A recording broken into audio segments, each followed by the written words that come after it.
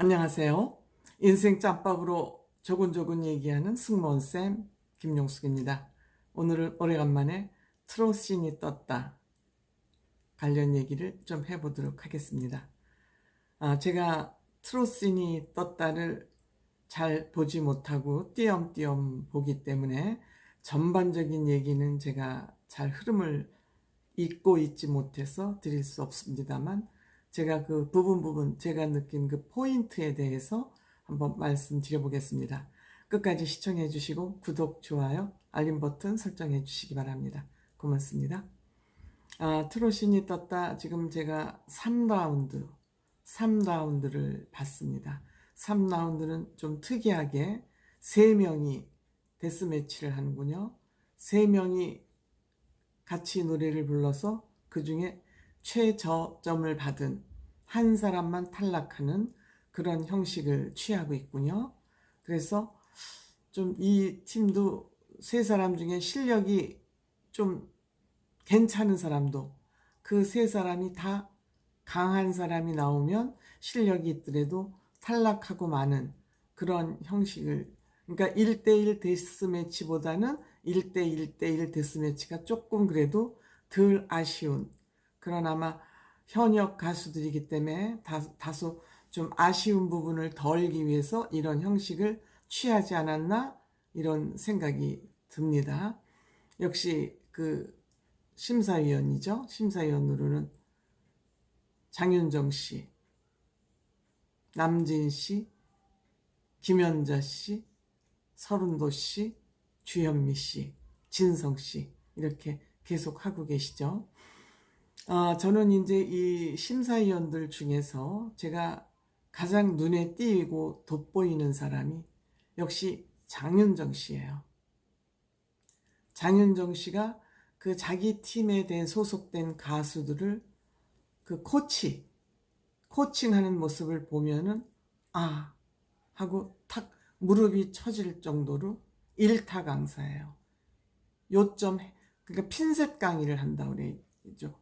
그러니까 부분을 이거 여기는 이렇게 해라, 여기는 이렇게 해라, 그것도 중요하지만 그 곡을, 장윤정 씨는 뭐냐면 그 가수의 근본을 흔들어 주는 거예요.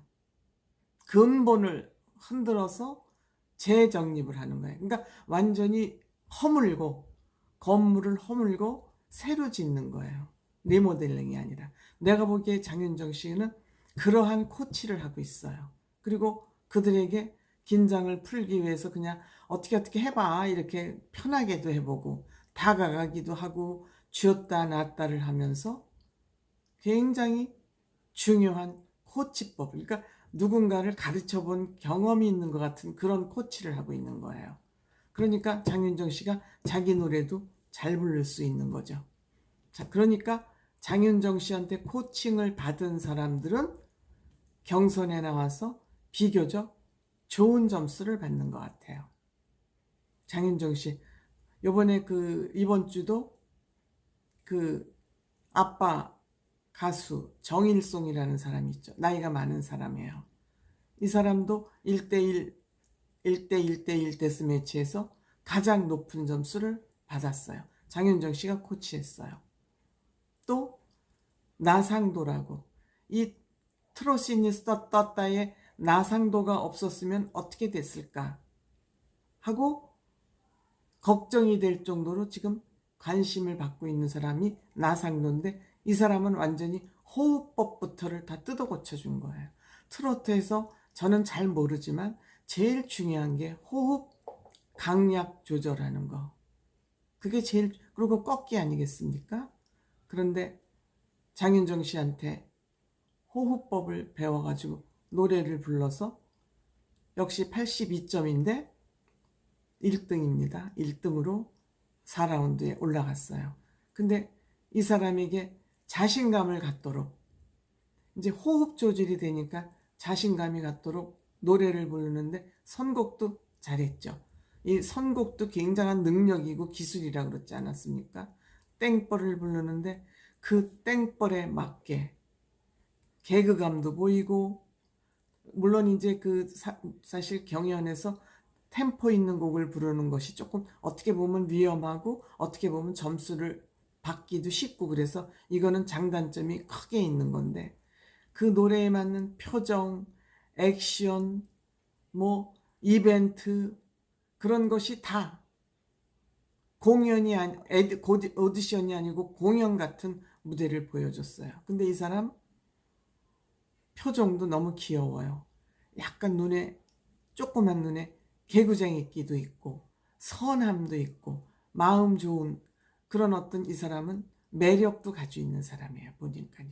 노래도 잘하지만 저는 가수가 조금 성장을 하려면 이런 자기가 기본으로 갖는 조건이 있어야 되는데 그 얼굴에 개구쟁이 끼도 있고 선함도 있고 노래도 잘하고 또 장윤정 씨한테 기가 막힌 일타 강의를 받았어요.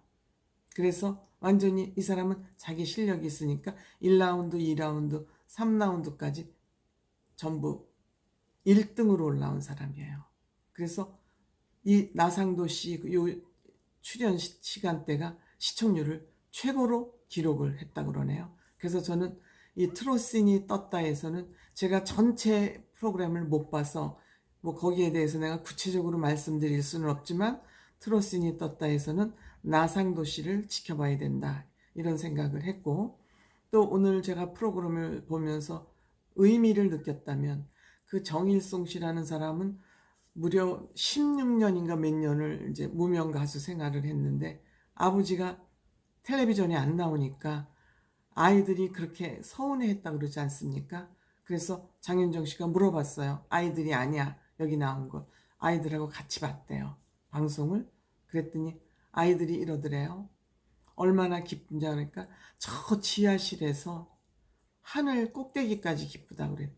아이들이 참 시인이죠.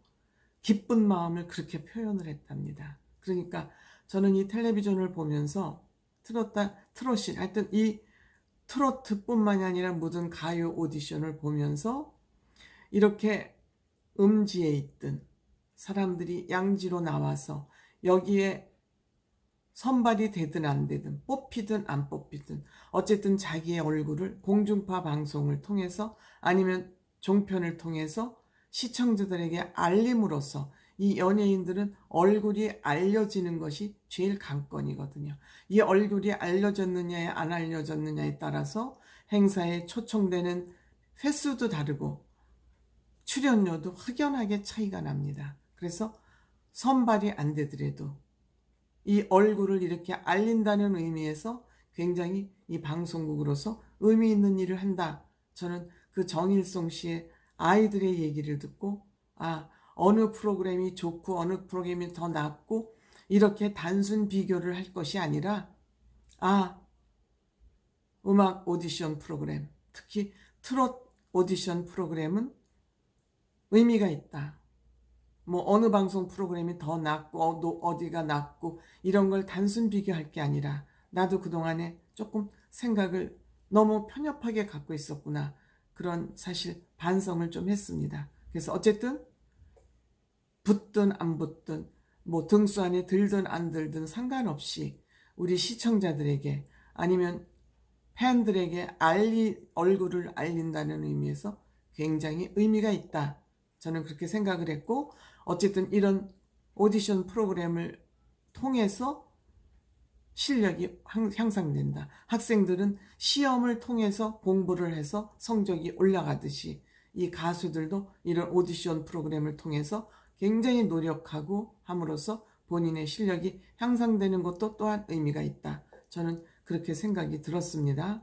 그래서 물론 요새는 노래를 너무 잘하기 때문에 특수하게 잘하는 사람이 아니면은 우리 임영웅 씨 말 맞다나 또이또이예요. 비슷비슷해요. 우열을 가리기 굉장히 힘들어요. 사실은요. 노래를 다 잘하니까. 근데 여기서 나상도 씨 같은 경우에는 좀 매력이 있다. 노래도 잘한다. 노력한다.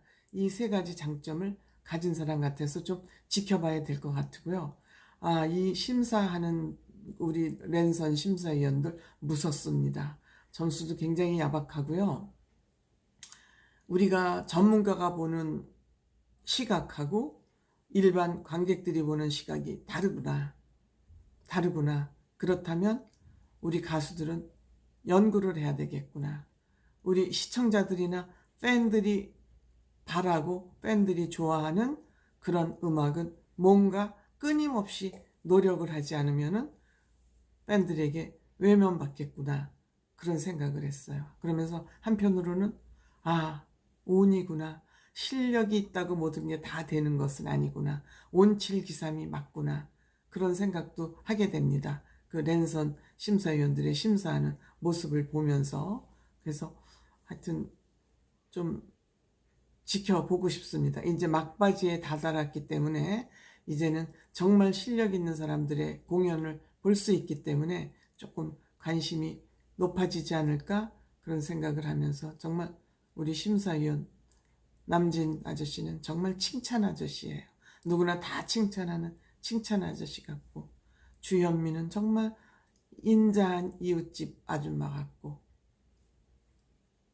장윤정 씨는 위층의 똘똘이 누나 같은 그런 하여튼 심사를 해줘서 나름대로 의미가 있는 프로그램이다 이런 생각을 하면서 시청을 했습니다.